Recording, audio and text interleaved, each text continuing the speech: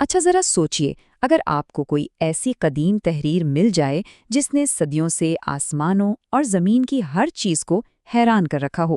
آج کے اس جائزے میں ہم بالکل ایک ایسی ہی تحریر پر بات کرنے والے ہیں۔ یہ کوئی عام الفاظ نہیں ہے، بلکہ حوالوں کے مطابق یہ ایک ایسا کلام ہے جس کی طاقت کے سامنے بڑی سے بڑی اندیکھی اور سرکش طاقتیں بھی گھٹنے ٹیک دیتی ہیں۔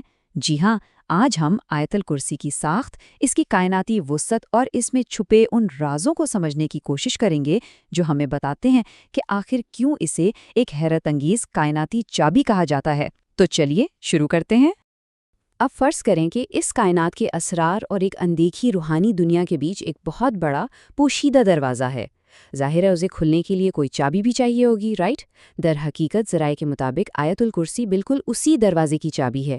اور سب سے حیران کن بات پتہ ہے کیا ہے؟ یہ پوری چابی، یہ پورا کائناتی کوڈ صرف اور صرف 9 جملوں پر مشتمل ہے۔ یہ محض چند الفاظ نہیں، بلکہ ایک ایسا ماسٹر کوڈ ہے جو بظاہر تو بہت سادہ نظر آتا ہے، لیکن اپنے اندر ایک لامحدود روحانی اور کائناتی وسعت سمیٹے ہوئے ہے۔ اس تحریر کی طاقت کو سمجھنے کے لیے تاریخ کا ایک بڑا ہی مشہور واقعہ سامنے آتا ہے۔ ہوتا کچھ یوں ہے کہ حضرت ابو ہریرہ کو صدقے کے مال کی حفاظت کی ذمہ داری دی گئی۔ پہلی رات ایک پراسرار شخص آتا ہے اور چوری کی کوشش کرتا ہے۔ پکڑا جاتا ہے تو بچوں اور غریبی کا واسطہ دے کر رحم کی بھیک مانگتا ہے اور اسے چھوڑ دیا جاتا ہے۔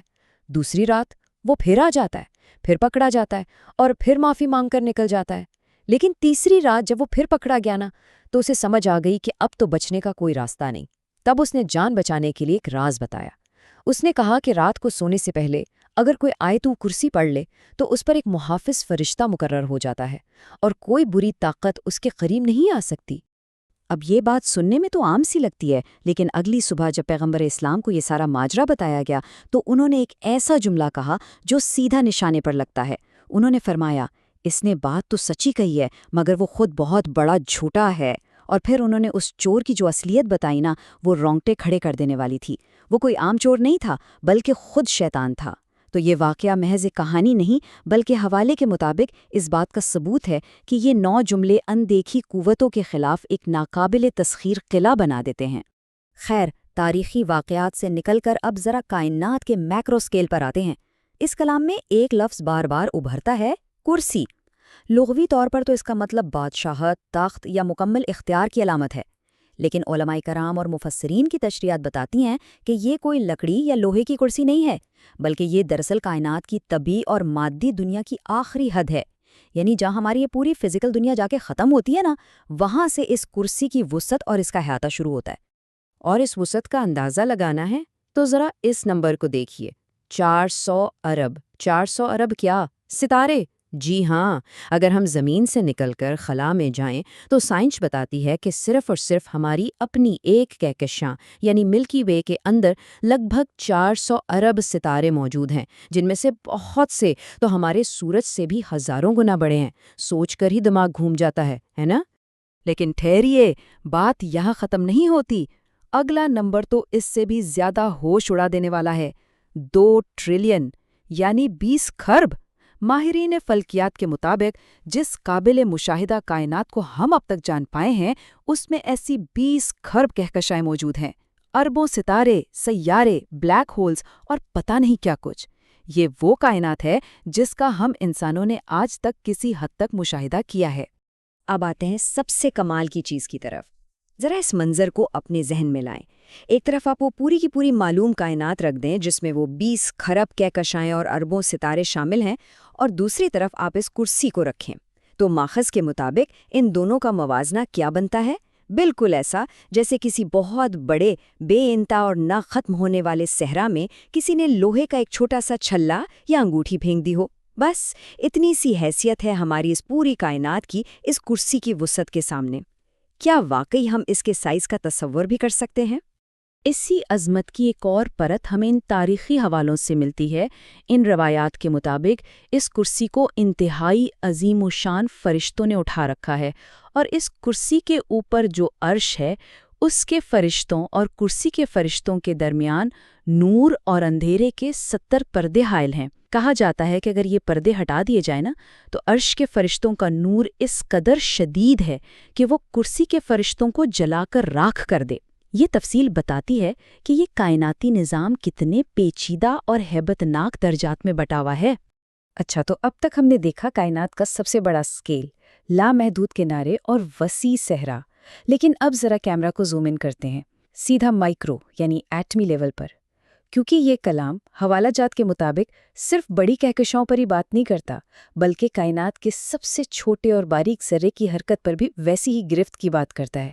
یعنی پاور صرف بڑے سائز میں نہیں ہے، بلکہ سب سے چھوٹی اور باریک تفصیل میں بھی موجود ہے۔ اس باریک لیول کو سمجھنے کے لیے ان 9 جملوں میں سے ایک خاص لفظ پر غور کرنا ہوگا، القیوم۔ اس کا سادہ سا مطلب ہے سب کچھ سنبھالنے اور قائم رکھنے والا۔ اب سائنس کہتی ہے کہ کائنات کی ہر چیز ایٹموں سے بنی ہے، یہاں تک کہ سوئی کی ایک نوک پر کروڑوں ایٹمز ہوتے ہیں۔ ذرا سوچئے، اگر کائنات کو چلانے والی یہ فورس ایک سیکنڈ کے 1000ویں حصے کے لیے بھی اپنی طاقت روک لے تو کیا ہوگا؟ یہ سارے ایٹم فوراً بکھر جائیں گے، پورا نظام شمسی تباہ ہو جائے گا۔ القیوم دراصل وہ ایکٹیو فورس ہے جس نے اسی ملی سیکنڈ میں کائنات کے ہر ایک ایٹم کو اس کی جگہ پر تھام رکھا ہے۔ اور یہیں پر ہمارا یعنی فانی وجود کا ایک بڑا ہی واضح موازنہ الہی طاقت سے کیا گیا ہے۔ ہم انسانوں کا حال کیا ہے؟ ہم کمزور ہیں، ہماری انرجی لمیٹڈ ہے، 2 دن لگاتار جاگ لیں تو تیسرے دن ہم چکر کھا کر گر جائیں گے، ہمیں لازمی آرام چاہیے۔ لیکن دوسری طرف اس تحریر میں الہی وجود کے لیے کیا الفاظ استعمال ہوئے ہیں؟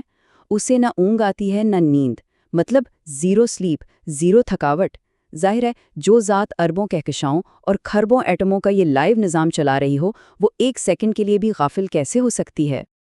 ان تمام حیران کن کائناتی باتوں کے بعد اب ایک بڑا ہی پرکشش سوال ذہن میں آتا ہے، ایک ایسا اسرار جس پر صدیوں سے بحث ہوتی آئی ہے۔ کیا 9 جملوں کی زبان میں کہیں کوئی اسم اعظم یعنی کوئی سب سے بڑا نام، یا یوں کہہ لیں کہ کوئی ماسٹر کی چھپی ہوئی ہے، ایک ایسی چابی جس کے ذریعے اگر کوئی چیز مانگی جائے تو وہ کبھی رد نہیں ہوتی؟ یہ واقعی ایک انتہائی دلچسپ تصور ہے۔ اس راز کو سمجھنے کے لیے ذرائع میں کمال کی تشبیہ استعمال کی گئی ہے۔ آپ نے لیلۃ القدر کے بارے میں سنا ہوگا، جیسے رمضان کے مہینے کی راتوں میں اس ایک طاقتور رات کو چھپا کر رکھا گیا ہے تاکہ اسے ڈھونڈنے کی کوشش کی جائے، بالکل ویسے ہی کہا جاتا ہے کہ اسم اعظم کو آیت الکرسی کے ان جملوں کے اندر کہیں پوشیدہ رکھا گیا ہے۔ یہ روحانی دنیا کا ایک ایسا راز ہے جسے پا لینا بظاہر ہر دعا کی قبولیت کی ضمانت سمجھا جاتا ہے۔ تو پھر کیا ہم جانتے ہیں کہ وہ الفاظ کون سے ہیں؟ جی ہاں، بہت سے مفسرین اور محققین کی آراء کے مطابق وہ اسم اعظم ان 2 الفاظ میں پوشیدہ ہے، یا حی یا قیوم۔